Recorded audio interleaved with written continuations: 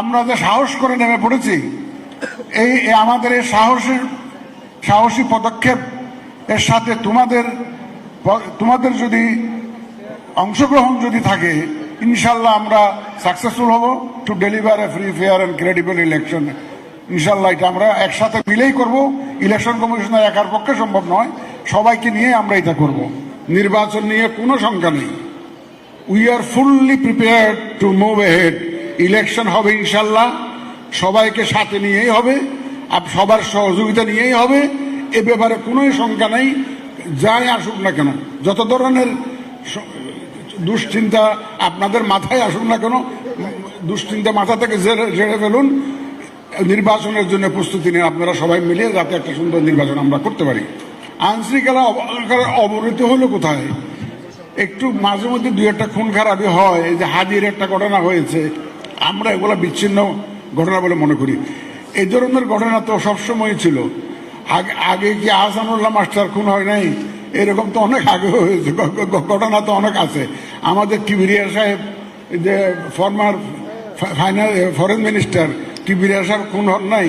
Election আসলে এই ধরনের ঘটনা হয় বাংলাদেশে, এগুলো নতুন কিছু না। সুতরাং আইন শৃঙ্খলা পরিস্থিতির বরং উন্নতি হয়েছে। আপনার 5ই আগস্ট 24-এর সাথে তুলনা করুন।